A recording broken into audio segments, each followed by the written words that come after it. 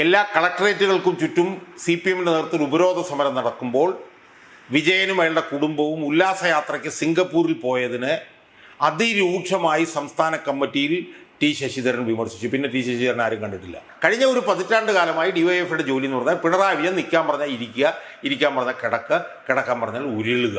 ചിന്താ ജെറോമോ അല്ലെങ്കിൽ ആര്യ രാജേന്ദ്രനോ DYFI സെക്രട്ടറിയായി ആദ്യം ചുമതലയെടുത്തു കഴിഞ്ഞാൽ അവരുടെ ആദ്യത്തെ പത്രസമ്മേളനം റിപ്പോർട്ടർ ചാനലിനെ ആയിരിക്കാൻ വേണ്ടിയായിരിക്കും. റിപ്പോർട്ടർ ചാനൽ ഏറ്റവും വളരെ പരിശുദ്ധമായിട്ടൊരു ചാനലാണ്. അവരൊരു കള്ളത്തരം കാണിച്ചിട്ടില്ല. മനസ്സിലായോ? നമസ്കാരം. ഏതൊരു സിനിമയിൽ സലീം കുമാറിൻ്റെ ഒരു പ്രശസ്തമായിട്ടുള്ള ഡയലോഗുണ്ട്. അതായത് ചത്ത കിളിക്ക് എന്തിനാണ് കൂട് എന്ന് ചോദിക്കുന്നത് പോലെ. അതുപോലെയാണ് ഇപ്പോൾ DYFIക്ക് നേതൃസ്ഥാനത്തേക്ക് ആൾക്കാരെയൊക്കെ കൊണ്ടുവരികയാണ്. അവിടെ ആര്യരാജേന്ദ്രൻ്റെയും ചിന്താ ജെറോമിൻ്റെയും ഒക്കെ പേരുകൾ ഉയർന്നു കേൾക്കുന്നുണ്ട്. രണ്ട് പേർക്ക് വേണ്ടിയും രണ്ട് വിഭാഗം ചരടുവലികൾ നടത്തുന്നുണ്ടെങ്കിലും ചിന്താ ജെറോമിനാണ് മുൻഗണന. ചിന്താ ജെറോം സംസ്ഥാന നേതൃത്വത്തിലേക്ക് വരുമെന്നാണ് ഇപ്പോൾ പുറത്തു വരുന്നവർ. അപ്പോൾ മുമ്പൊക്കെ തൊഴിലില്ലായ്മയ്ക്കെതിരെയും അതുപോലെ അനീതികൾക്കെതിരെയും ഒക്കെ നിരത്തിലിറങ്ങി പ്രതിഷേധിച്ച ഒരു സംഘടന തന്നെയായിരുന്നു DYFI. അത് കാലങ്ങൾക്ക് മുൻപ്.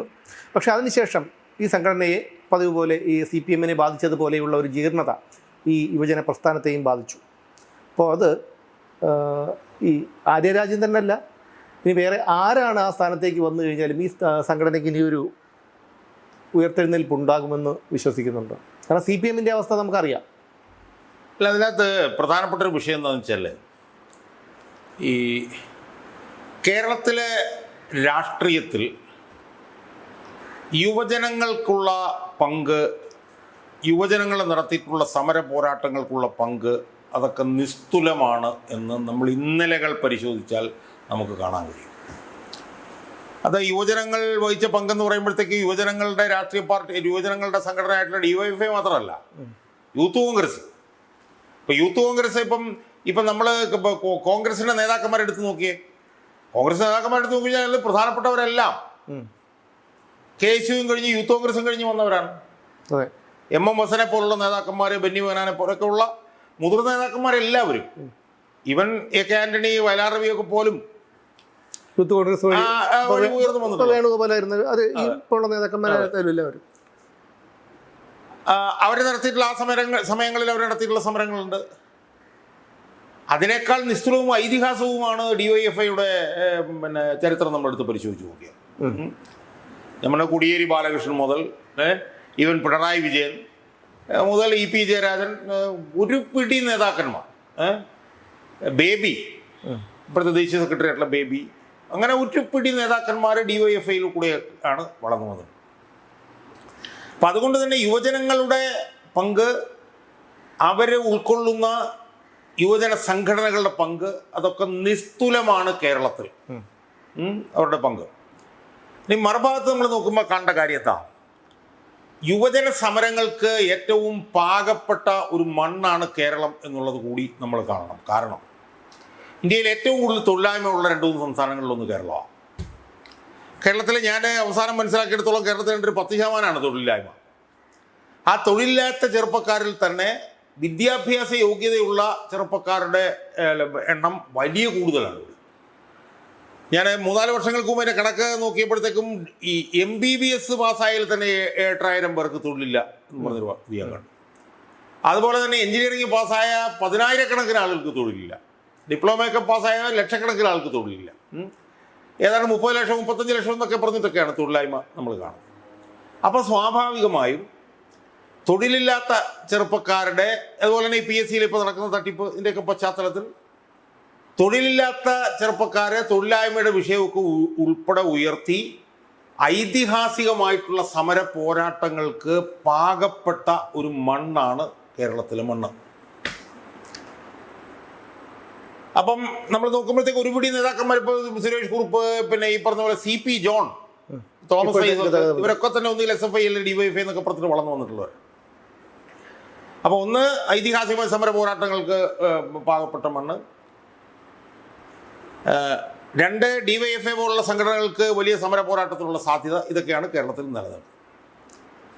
എന്നാൽ ആ സമരങ്ങൾക്ക് മുന്നിട്ട് നിൽക്കേണ്ട DYFI എന്ന് പറഞ്ഞ സംഘടനയുടെ അവസ്ഥ എന്താ നമ്മളെടുത്തൊന്ന് പരിശോധിച്ച് നോക്കി.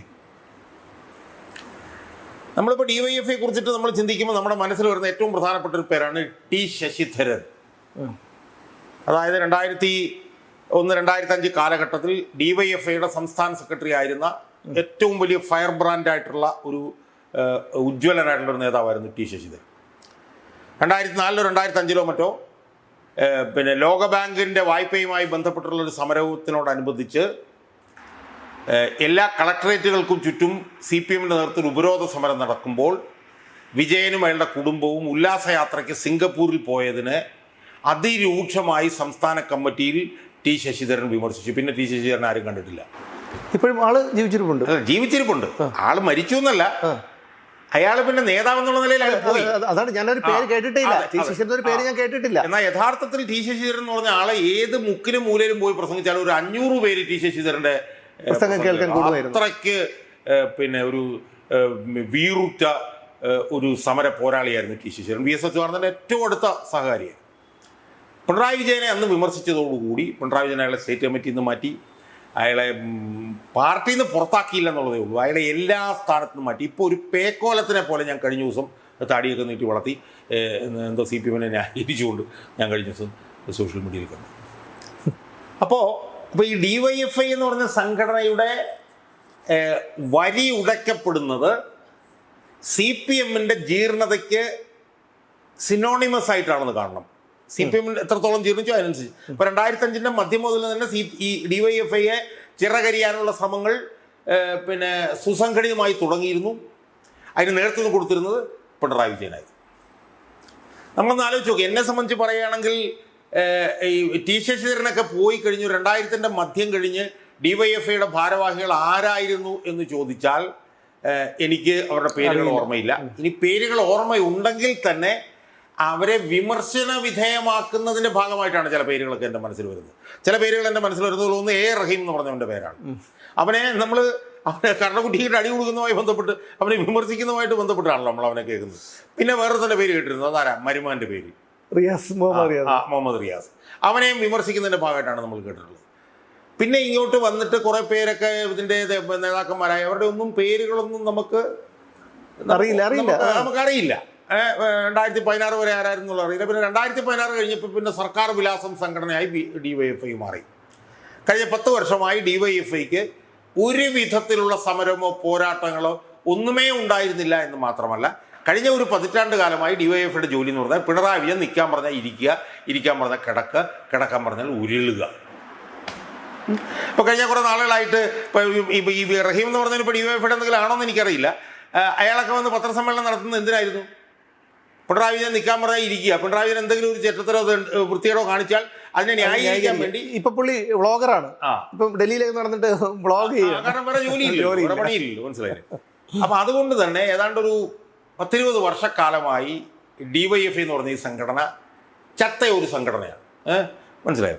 അപ്പോൾ അതുകൊണ്ട് തന്നെയാണ് ഈ പറഞ്ഞ പോലെ ചത്തകിള്ളിയുടെ കൂടെ അന്വേഷിച്ച് നടക്കുന്നുണ്ട് കാര്യമില്ലോ എന്ന് പറഞ്ഞ പോലെ DYFIയെ കുറിച്ചിട്ട് നമ്മൾ ചർച്ച ചെയ്യാമെന്ന് പറഞ്ഞപ്പോൾ തന്നെ എനിക്ക് വലിയ താല്പര്യം അതിനകത്ത് ഉണ്ടാവാതിരുന്നത്. ഇപ്പം കേൾക്കുന്നത് എന്താണ്? ഇപ്പം കേൾക്കുന്നത് DYFIയുടെ നേതൃത്വ സ്ഥാനത്തേക്ക് 2 വനിതകൾ വരുന്നു എന്ന് കേൾക്കുന്നു. അവരിൽ ആരോ അതിൽ ആ 2 പേരെ നമ്മളൊന്ന് എടുത്ത് നോക്കി. അതിലൊരാളുടെ പേര് ചിന്താ ജെറോം എന്നാണ്. എന്താണ് അവരുടെ കോൺട്രിബ്യൂഷൻ? ഏത് സമര പോരാട്ടങ്ങളിലാണ് അവർ നമ്മളെ കണ്ടിട്ടുള്ളത്? ചിന്താ ജെറോം എന്ന് പറഞ്ഞാൽ നമ്മുടെ മനസ്സിൽ ആദ്യം വരുന്നത് എന്താണ്? വാഴക്കുല. അല്ലല്ല, ഡോക്ടർഷിപ്പ് കിട്ടുന്നതിന് വേണ്ടി അവർ ഗവേഷണം നടത്തിയപ്പോൾ ചങ്ങമ്പുഴയുടെ വാഴക്കുല എന്ന് പറഞ്ഞിട്ടുള്ള ആ വിമർശനവുമായി ബന്ധപ്പെട്ടിട്ടാണ് അവരുടെ പേര് നമ്മുടെ മനസ്സിലേക്ക് വരുന്നത്. മനസ്സിലായില്ലേ? അതുപോലെ തന്നെ വിമർശന വിധേയമായിട്ടാണ് അവരുടെ പേര് നമ്മുടെ മനസ്സിലേക്ക് വരുന്നത്. DYFI എന്ന് പറഞ്ഞ സംഘടനയുടെ യുവജന സംഘടനയുടെ സംസ്ഥാന സെക്രട്ടറി എന്ന് പറഞ്ഞ് വരുമ്പം അവർ ഇന്ന സമരത്തിൽ മുമ്പിൽ നിന്നവരാണ് കേട്ടോ, അവരിന്ന പോരാട്ടം നയിച്ചവരാണ്.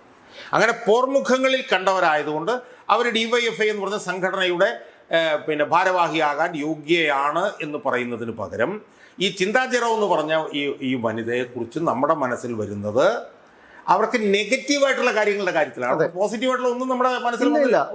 അല്ല, അത് ഈ പറയുന്ന നേതാക്കളുടെ ആരുടെ മുഖം ഓർമ്മ വരുമ്പോഴും അല്ല, ഞാൻ പറഞ്ഞ ഇവരുടെ കാര്യം നമുക്ക് ചർച്ച ചെയ്യാം. ഒരു പോസിറ്റീവും ഇല്ല.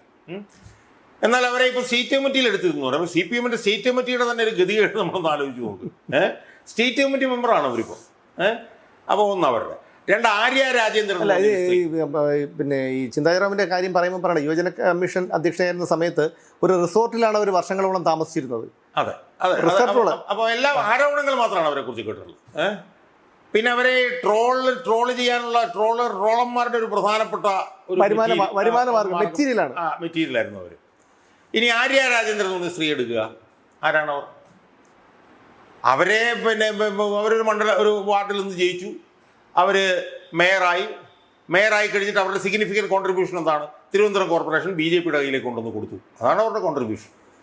അതുപോലെ തന്നെ അവരും ഭർത്താവും കൂടെ നിന്നുകൊണ്ട് ഒരു ബസ്, അല്ല അത് ആര്യ രാജേന്ദ്രനുമായി ബന്ധപ്പെട്ട് ഒന്നൊന്നുമല്ല, അത് അവസാനത്താണ് ആ ബസ് തടഞ്ഞുണ്ടാക്കിയ വട്ടിഷോ.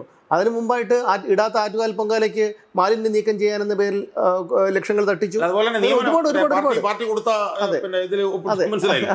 അപ്പം അവരെ സംബന്ധിച്ചിടത്തോളവും വിമർശനം മാത്രമേ അവരെ സംബന്ധിച്ചിടത്തോളം നമ്മുടെ മുന്നിലുള്ളൂ. അപ്പം ഇതിനകത്ത് നമ്മൾ ഈ സലീം കുമാർ പറഞ്ഞ പോലെ ഈ ചത്ത കിളിയുടെ കൂടിനെ കുറിച്ച് ചർച്ച ചെയ്യുന്നത് എന്തിനാണെന്ന് ചോദിച്ചതുപോലെ ചത്ത കിടക്കുന്ന DYFIയുടെ സംസ്ഥാന സെക്രട്ടറി, മനസ്സിലായില്ലേ? സംഘടന ചത്ത കിടക്കുന്ന സംഘടനയുടെ സെക്രട്ടറിയാണ് ഞാൻ എന്ന് വേണേൽ പറയാം ഇവർക്ക്. അല്ല ഇപ്പോ എന്തിനും ഏതിനും സമരമാണ്, അത് എവിടെയും സമരമാണ്. കാരണം എന്തെങ്കിലും ഒരു ചെറിയ വിഷയം കിട്ടാനിരിക്കുകയാണ്. നമ്മൾ ഈ ഭരണം മാറിയപ്പോൾ തന്നെ പറഞ്ഞു, ഇനി ഞങ്ങൾ ഭരണപക്ഷത്തുണ്ടായിരുന്ന പോലെയല്ല, ഞങ്ങളെ കൂടുതൽ ഭയപ്പെടണം എന്ന് പറഞ്ഞപ്പോൾ ഇത്രയും ഭീകരമായിരിക്കുന്നത് ഞാൻ കരുതിയില്ല. ഇപ്പോൾ എല്ലാ സ്ഥലങ്ങളിലും ഈ DYFIയും SFIയും സമരം നടത്തിക്കൊണ്ടേയിരിക്കുകയാണ്. സമരമല്ല, അക്രമം. എനിക്ക് തോന്നുന്നത് ഇപ്പോൾ ചിന്താ ജെറോമോ അല്ലെങ്കിൽ ആര്യ രാജേന്ദ്രനോ DYFI സെക്രട്ടറിയായി ആദ്യം ചുമതല എടുത്തു കഴിഞ്ഞാൽ അവരുടെ ആദ്യത്തെ പത്രസമ്മേളനം റിപ്പോർട്ടർ ചാനലിനെ ആയിരിക്കാൻ വേണ്ടിയായിരിക്കും. റിപ്പോർട്ടർ ചാനൽ ഏറ്റവും വളരെ പരിശുദ്ധമായിട്ടൊരു ചാനലാണ്, അവരൊരു കള്ളത്തരം കാണിച്ചിട്ടില്ല, മനസ്സിലായോ? അപ്പം യഥാർത്ഥത്തിൽ നമ്മൾ പിന്നെ ഈ DYFIയുടെ ഭാരവാഹികൾ അല്ലെ സംസ്ഥാന സെക്രട്ടറി ആരായിരിക്കും എന്നുള്ള വിഷയമായിരുന്നില്ല നമ്മൾ ചർച്ച ചെയ്യേണ്ടത്. നമ്മൾ ചർച്ച ചെയ്യേണ്ടിയിരുന്ന വിഷയം എന്ന് പറഞ്ഞാൽ DYFI എന്നുള്ള സംഘടനയെ എവിടെയെങ്കിലും നമ്മൾ കണ്ടിട്ടുണ്ടോ? അതിപ്പോൾ ഉണ്ടോ? അങ്ങനെ ഒരു സംഘടനയ്ക്ക് ജീവനുണ്ടോ? അതോ ആ സംഘടന ചത്തുപോയോ? ആ സംഘടന കഴിഞ്ഞ 10 വർഷക്കാലമായിട്ട് എന്തായിരുന്നു ആ സംഘടന ചെയ്തുകൊണ്ടിരുന്നത്? അതിൻ്റെ ശരീരത്തിൽ എവിടെയെങ്കിലും ഇപ്പോൾ ജീവനുണ്ടോ? അത് ചത്ത് ചീഞ്ഞ് അവിടെ കിടക്കുകയല്ലേ? ആ ജീർണിച്ച് അവിടെ ചത്ത് കിടക്കുന്ന DYFIയിൽ നിന്ന് നമ്മൾ ദുർഗന്ധം നമ്മൾ വമിച്ചുകൊണ്ടിരിക്കുകയല്ലേ എന്നൊക്കെയുള്ള ചർച്ചകളായിരുന്നു നമ്മൾ നടത്തേണ്ടിയിരുന്നത് എനിക്ക് തോന്നുന്നു. നമ്മൾ യഥാർത്ഥത്തിൽ പിന്നെ ചത്ത് കിടക്കുന്ന ഒരു സംഘടനയുടെ സംസ്ഥാന സെക്രട്ടറി ആരായിരിക്കും എന്ന് അല്ല, എനിക്കൊരു ആകാംക്ഷ ഉള്ളത് കൊണ്ട് ചോദിച്ചേണ്ട. അഥവാ ഈ രണ്ടുപേരുടെ പേര് കേൾക്കുന്നു, ഇനി ആര് ഈ സ്ഥാനത്ത് വരും എന്നുള്ളതാണ്. അല്ല ഞാൻ ചോദിക്കുന്ന ഞാൻ പറഞ്ഞ അതായത് ഒരു സംഘടന ചത്തു കഴിഞ്ഞാൽ പിന്നെ ആ സംഘടനയുടെ സെക്രട്ടറി സ്ഥാനത്ത് ആര് വരും എന്നുള്ളത് വല്ല പ്രസക്തിയും. ചത്ത കുഞ്ഞിന്റെ ജാതകം, ചത്ത് കിടക്കുന്ന കൊച്ചിന്റെ ജാതകത്തെ കുറിച്ചിട്ട് നമ്മൾ ചർച്ച ചെയ്തത് ഞങ്ങൾ പൊതിച്ചോറ് കൊടുക്കുന്നുണ്ട് സാർ. ഞാൻ പറയുന്നത് DYFI എന്ന് പറഞ്ഞ സംഘടന യഥാർത്ഥത്തിൽ അത് പിരിച്ചുവിട്ടിട്ട് അത് പൊതിച്ചോറ് കൊടുക്കുന്ന ഒരു സന്നദ്ധ സംഘടനയായി വീണ്ടും രജിസ്റ്റർ ചെയ്യണം എന്നാലും യുവമാരാണല്ലോ അതിന്റെ തലപ്പത്തുള്ളത്. ഞാൻ പറഞ്ഞ ഒരു നല്ല കാര്യം അവരത് മാത്രമേ ചെയ്യുന്നുള്ളൂ. അതുകൊണ്ട് തന്നെ ഇതിനൊരു സമരസംഘടന എന്നുള്ള നിലയിൽ ഡീരജിസ്റ്റർ ചെയ്യണം. ഡീരജിസ്റ്റർ ചെയ്തിട്ട് ഇത് പൊതിച്ചോറ് കൊടുക്കാനുള്ള ഒരു സന്നദ്ധ സംഘടന എന്ന് പറഞ്ഞ് രജിസ്റ്റർ ചെയ്യണം. എന്നിട്ട് എല്ലായിടത്തും കൊണ്ടുവന്ന് പൊതിച്ചോറ് കൊടുക്കണം. മനസ്സിലായില്ലേ? അതിനുള്ള അർഹത മാത്രമേ ഈ സംഘടനയ്ക്കുള്ളൂ. ഞാൻ പറഞ്ഞത് ഇതിനേക്കാളൊക്കെ എത്രയോ സക്രിയമായിട്ടുള്ള സംഘടനയാണ് യൂത്ത് കോൺഗ്രസും KSU ഒക്കെ. അവരുടെ ഭരണം വന്ന് 3 മാസത്തിനുള്ളിൽ തന്നെ അവരുടെ മുഖ്യമന്ത്രി ഉൾപ്പെടെയുള്ളവരെ പോലും വിമർശിക്കാനുള്ള ആർജം അവർ കാണിക്കുന്നില്ലേ? അത് സ്വന്തം പള്ള വീർപ്പിക്കുന്നു. അത് കള നമ്മൾ അതിപ്പം സുമേഷ് പറയുന്ന പോലെ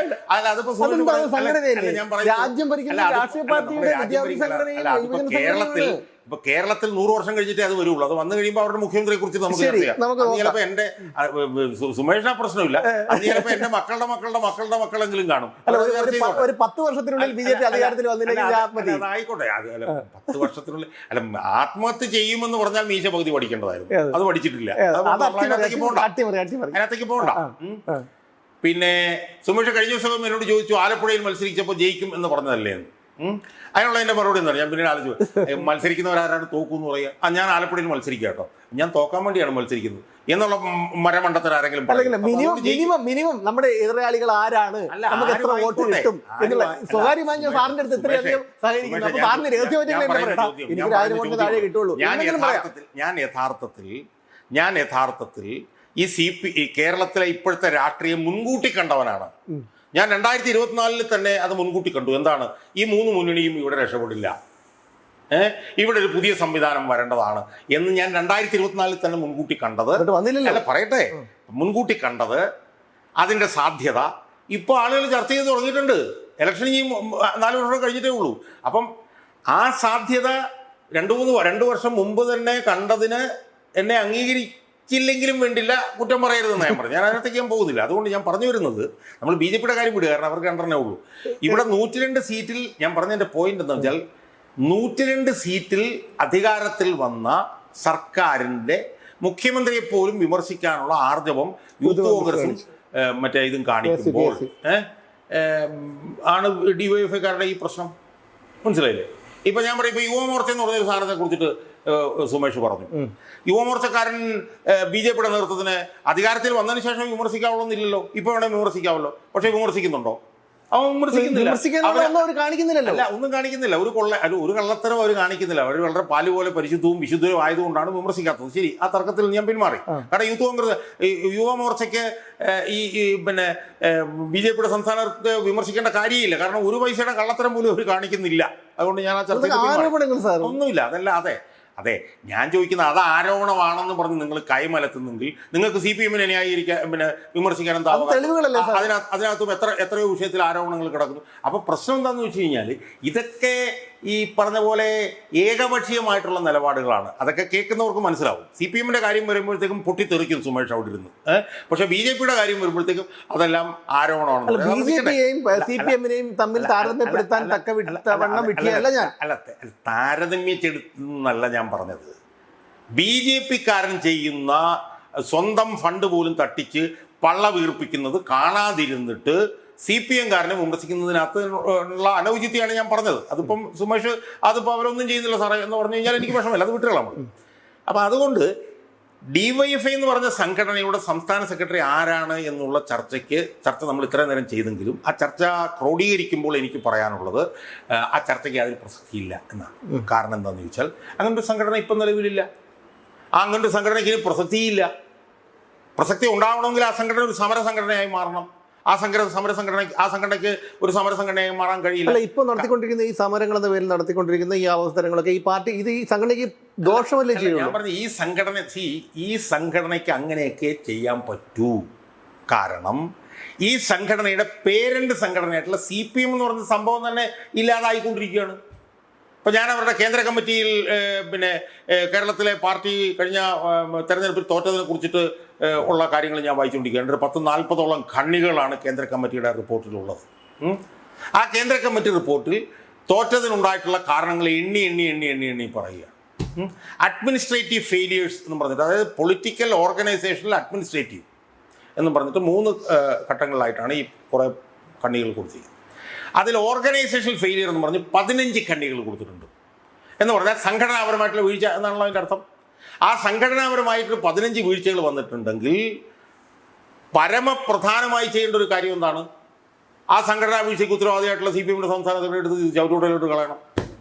പക്ഷേ ഇതിനകത്ത് സംഘടനാപരമായും ഭരണപരമായും രാഷ്ട്രീയപരമായും വീഴ്ചകൾ ഉണ്ടെന്ന് പറഞ്ഞൊരു 10-45 ഖണ്ഡികൾ കൊടുത്തിട്ടുണ്ടെങ്കിലും ആ ഭരണപരമായിട്ടുള്ള വീഴ്ചയ്ക്കോ രാഷ്ട്രീയപരമായിട്ടുള്ള വീഴ്ചയ്ക്കോ സംഘടനാപരമായിട്ടുള്ള വീഴ്ചയ്ക്കോ ഉത്തരവാദികൾ ആരാണ് എന്നതിനകത്ത് പറയുന്നില്ല. അപ്പോൾ പിന്നെ ആ സംഘടനയ്ക്ക് എങ്ങനെ നിലനിൽക്കാൻ പറ്റും? അപ്പോൾ CPM എന്ന് പറയുന്ന സംഘടന പോലും ഏതാണ്ട് ഇനി ഒരു 5-6 ശ്വാസവും കൂടെ ചിലപ്പോൾ കാണും. 5-6 ശ്വാസവും കൂടെ കാണുള്ളൂ. 96 ശ്വാസവും നിന്നുപോയി. ഇനി 4 ശ്വാസം മാത്രമേ അവർക്ക് ബാക്കിയുള്ളൂ. അപ്പം അങ്ങനെ ചർച്ച ചെയ്യാൻ പോകുന്ന ഒരു മാതൃസംഘടനയുടെ യുവജന സംഘടനയുടെ സെക്രട്ടറി ആരായിരിക്കും എന്നുള്ള നമ്മുടെ ചർച്ച തന്നെ ന്യായീകരിക്കത്തക്കതല്ല. പക്ഷേ എങ്കിലും നമ്മൾ ചർച്ച എന്നുള്ള നിലയിൽ എടുത്ത് നമ്മൾ ഇത്രയും ചർച്ച ചെയ്തുകൊണ്ട് നമ്മളിത് പറഞ്ഞു. ഇതിലിനിയിപ്പം ചെഗുവരെ കൊണ്ടുവന്ന് DYFIയുടെ സംസ്ഥാന സെക്രട്ടറി ആണെന്ന് പറഞ്ഞാൽ പോലും, അല്ലെ കാർൽ മാർക്സിനെ കൊണ്ടുവന്ന് സംസ്ഥാന സെക്രട്ടറി ആക്കിയാൽ പോലും ഇത് നിലനിൽക്കുന്നതല്ല. ഇത് ചത്തുപോയി കഴിഞ്ഞതാണ്. ഇനി നമുക്ക് ആകെപ്പാടെ ചെയ്യാമെന്ന് പറഞ്ഞു കഴിഞ്ഞാൽ DYFIയുടെ സംസ്ഥാന സെക്രട്ടറി ആയിട്ട് വനിതകളെ തീരുമാനിക്കുകയല്ല. DYFI എന്ന് പറഞ്ഞ സംഘടനയ്ക്ക് നമുക്കൊരു ഒബിച്യൂറി എഴുതാം. DYFI എന്ന് പറഞ്ഞ സംഘടനയ്ക്ക് നമുക്ക് വേണമെങ്കിൽ ഒരു ചരമക്കുറിപ്പ് എഴുതാം. അത് മാത്രമേ നമുക്കിനി ചെയ്യാൻ പറ്റുള്ളൂ. നമ്മൾ യഥാർത്ഥത്തിൽ DYFIയുടെ സംസ്ഥാന സെക്രട്ടറി ആരായിരിക്കും എന്നുള്ളത് ചർച്ച ചെയ്യുന്നതിന് പകരം DYFIയുടെ ഒരു ചരമക്കുറിപ്പ് എന്ന് പറഞ്ഞിട്ട് നമ്മളൊരു ചർച്ച ചെയ്യായിരുന്നു വേണ്ടിയിരുന്നത് എന്നാണ് ഈ ചർച്ച ഉപസംഹരിക്കുമ്പോൾ എനിക്ക് പറയാനുള്ളത്. അതെ, തീർച്ചയായും സാർ പറഞ്ഞ ഒരു കാര്യത്തോട് എനിക്ക് യോജിപ്പുണ്ട്. കാരണം DYFIയെ പിരിച്ചുവിട്ട് ഇതിനെ ഒരു ഈ പറയുന്നത് പോലെ ഈ ഉച്ചയൂണ് കൊടുക്കുന്ന അല്ലെങ്കിൽ പൊതിച്ചോറ് കൊടുക്കുന്ന ഒരു സന്നദ്ധ സംഘടനയായിട്ട് രജിസ്റ്റർ ചെയ്യുക, അതാണ് അവർ ചെയ്യുന്ന ഏക ഒരു നല്ല കാര്യം. അപ്പോൾ എന്തായാലും ഇനി അതിൻ്റെ തലപ്പത്ത് ആര് വന്നു കഴിഞ്ഞാലും ഈ സംഘടന ഗതി പിടിക്കാൻ പോകുന്നില്ല. ഈ പറഞ്ഞതുപോലെ 96% ശ്വാസവും നഷ്ടപ്പെട്ട് ഇനി 4% മാത്രം വലിച്ച് കിടക്കുന്ന CPMൻ്റെ യുവജന സംഘടനയ്ക്ക് ഇനി എത്ര കാലം മുന്നോട്ട് പോകാൻ കഴിയുമെന്നുള്ളതാണ്. ഇനി ഏറ്റവും അത്ഭുതപ്പെടുത്തുന്ന ഒരു കാര്യം, ഇത്രയധികം കനത്ത പരാജയങ്ങൾ ഏറ്റുവാങ്ങി സമൂഹത്തിൽ പരിഹാസ്യരായി നിൽക്കുമ്പോൾ പോലും DYFIയും SFIയും ഒക്കെ സമരം എന്ന പേരിൽ നടത്തിക്കൊണ്ടിരിക്കുന്ന അക്രമങ്ങൾ അതൊരിക്കലും ന്യായീകരിക്കാൻ കഴിയുന്നതല്ല. അത് മാത്രമല്ല, ഇതെല്ലാം പൊതുസമൂഹം കാണുന്നു എന്നുള്ളൊരു ബോധ്യം പോലും അവർക്കില്ല എന്നുള്ളതാണ് എന്നെ അത്ഭുതപ്പെടുത്തുന്നത്. എന്തായാലും CPMനോടൊപ്പം തന്നെ ഈ DYFIയെയും SFIയും ഞാനൊരു ചെറിയ കാര്യം കൂടെ പറഞ്ഞാണ് അവസാനിച്ചത്. ഇന്നത്തെ DYFIക്ക് ഏറ്റവും ചേർന്ന ഭാരവാഹികളായിരിക്കും ഒന്നുകിൽ ചിന്താ ജെറോം അല്ലെങ്കിൽ ഹരിഹരാജൻ എന്നാണ് എനിക്ക് പറയാനുള്ളത്.